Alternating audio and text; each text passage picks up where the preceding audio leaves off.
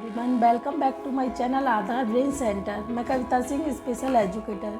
जैसे कि मैं अलग टॉपिक लाती हूँ, आज मैं लेके आई हूँ टीच डिसिप्लिन एट होम। बच्चों को 2 साल से 6 साल तक के बच्चों को हम डिसिप्लिन में कैसे रख सकते हैं, कैसे उनकी हैबिट्स हम चेंज कर सकते हैं। अधिकतर पेरेंट्स का कहना होता है कि बच्चा ये नहीं करता, वो नहीं करता, फ़ोन ज़्यादा देखता है, जिद बहुत करता है। तो ये सारी चीज़ों को हम कैसे सुधार सकते हैं।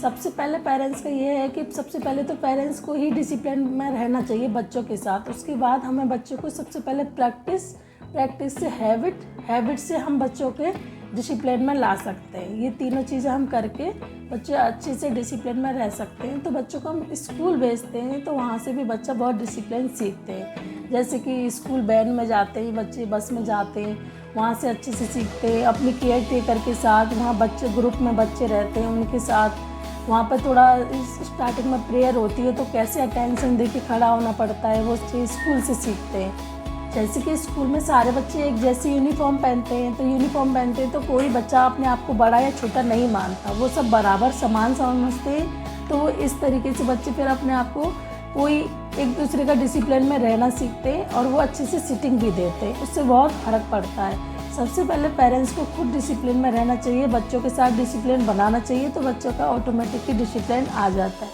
सेकंड होता है सिटिंग बाउंडेशन। बच्चे की सिटिंग बाउंडेशन क्या क्या करना चाहिए। जैसे कि बच्चे बहुत ज़िद्दी होते हैं, कभी फ़ोन आ रहा है किसी का, फ़ोन नहीं देना, गुस्सा करना और अपने आप में बिज़ी रहना, वो सब चीज़ें हमें कैसे सुधारनी है बच्चे की। तो वो ज़िद बहुत करते हैं तो वो हमें उनकी ज़िद पूरी नहीं करना, उसके लिए हमें कुछ फ़र्क करना होता है, वो मैं आपको बताऊंगी। जैसे कि बच्चे खाना बहुत फेंकते हैं, बिना फ़ोन के खाना ही नहीं खाते। उन्हें खाना होगा तो फ़ोन चाहिए, किसी का फ़ोन आ रहा है तब भी नहीं दे रहे, अपने आप में बहुत रोना शोर करना। खाने के लिए मम्मी पीछे पड़ी रहती हैं, ये खा लो, ये नहीं तो वो खा लो, वो नहीं तो अच्छा ठीक है, खा नहीं रहा बच्चा तो फ़ोन दे दिया। ये हमें बिल्कुल भी नहीं करना है। हमें बच्चे के लिए टेबल पर खाना रखना है कि बेटा लो खाना खा लो। बच्चा नहीं खाए तो छोड़ देना, उससे कुछ फ़र्क नहीं पड़ेगा। आप बिल्कुल भी खाना मत दो, रख के छोड़ दो। बच्चा आप जब उससे भूख लगेगी तो खुद ही आएगा और टेबल से आके अपने आप अपना खाना उठाएगा और खाने लगेगा। अगर बच्चा बहुत ज़्यादा जिद कर रहा है तो फिर उसको 2 चीज़ें बताओ, ये या ये, बहुत सारी चीज़ें नहीं। उसको बहुत सारी चीज़ का लालच देंगे तो बच्चा कुछ नहीं करेगा। तो उसको बेटा ये खाना है या ये खाना है, उसके बाद मैं आपको वो चीज़ दिलाऊंगी, ये चीज़ बोलनी है। तो इस तरीके से ये खा लो या ये खा लो, इसके बाद 2 चीज़ का ऑप्शन बच्चे को दो। बच्चा फिर खुद से ही खाना खाएगा। और बिल्कुल अगर पेरेंट्स लोग फ़ोन कम देखेंगे तो बच्चा ऑटोमेटिक ही नहीं देखेंगे। रात को सो रहे हैं बच्चा साइड में, बच्चा करे भी तो क्या करे, बच्चा अपने आप में बिज़ी रहने। आप तो बिज़ी हो जाते हो, पेरेंट्स लोग मम्मी पापा दोनों मिलकर फ़ोन चलाते हैं, तो बच्चे क्या करें। बच्चों के साथ तो प्रॉब्लम आनी है ना। आप फ़ोन बिल्कुल बच्चों के सामने मत चलाइए और उनके सामने फ़ोन को हटा के फिर उनके साथ थोड़ा सा खेलिए।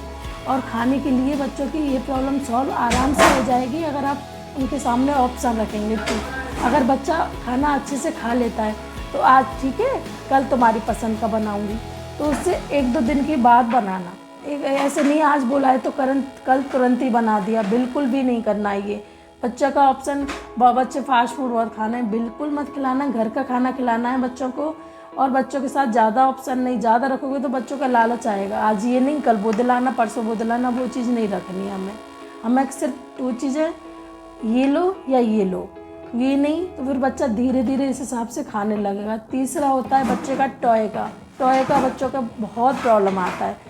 बच्चों के टॉय सब देख के बहुत बिखर जाते हैं, नहीं मुझे तो यही वाला टॉय चाहिए, मुझे ये वाली कार चाहिए, मुझे ये वाली डॉल चाहिए, ये चाहिए वो चाहिए, बहुत ज़्यादा होता है। तो वो बच्चों का नहीं, उनको कुछ टास्क दो, ये गेम अच्छे से करोगे या आप ये काम बहुत अच्छे से करोगे तो मैं आपको वो टॉय दिलाऊँ।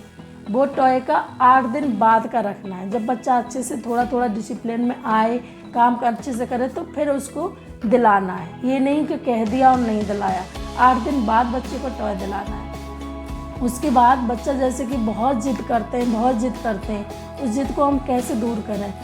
तो उस जिद को दूर करने के लिए सबसे पहले बच्चों को किसी के सामने डांटना नहीं है, बिल्कुल भी नहीं। और कुछ भी बच्चा अच्छा काम करता है तो उसके लिए बच्चे को शाबाशी भी देनी है, वाह कितने अच्छे से किया है बच्चे ने, very good. Good boy, good girl, इस तरीके से बच्चों को बताना है। बच्चे को अच्छे से बोलते very good, very good boy, very good girl, तो अच्छे से बच्चा मोटिवेट हो जाता है और अच्छा करने के लिए उत्साहित होता है कि मुझे और अच्छा काम करना है। इसलिए जैसे कि बच्चे का रूल्स फॉलो नहीं करना, पेरेंट्स लोग कहते हैं, अधिकतर घर में जो दादा दादी होते हैं, बड़े लोग होते हैं, वो अरे अभी से ये काम करा रही है बच्चे को, अरे अभी से ये सब चीज़ें करा रही है, तो ये लोग बच्चों को बिगाड़ते नहीं, ये सब गलत है। हमें आज की जो जनरेशन है उसमें हमें डिसिप्लिन में रहना बहुत ज़रूरी है।